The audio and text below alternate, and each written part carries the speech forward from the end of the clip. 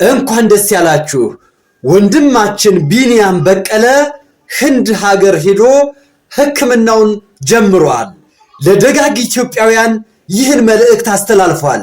ውድ ኢትዮጵያውያን ሆይ ይህን ቪዲዮ ኮፒ ሊንክ ሪፖስት እያደረጋችሁ አሁንም ለደጋግ ኢትዮጵያውያን ታደርሱልን ዘንድ መልእክታችን ነው። ቀጥታ ወደ ቪዲዮ። ሰላም ወገኖች እንደምንሰነበታችሁ። እንግዲህ ዛሬ ህንድ ሀገር ቤልኪ ማክስ ሆስፒታል ነው የሚገኘው። በፈጣሪ ፍቃድና በእናንተ ድጋፍ ከዚህ ደርሻለሁ። ህክምናዬንም ጀምሬያለሁ።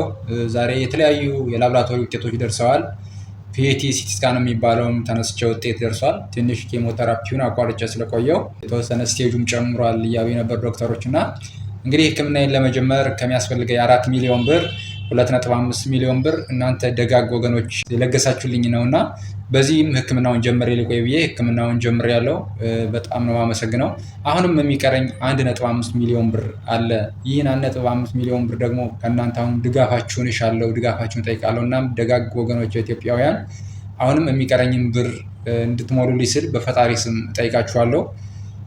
እንግዲህ እኔን ማገዝ መርዳት ለምትፈልጉ በኢትዮጵያ ንግድ ባንክ 10212172 387 ብታስገቡልኝ በቀጥታ ለኔ የሚደርሰኝ ይሆናል።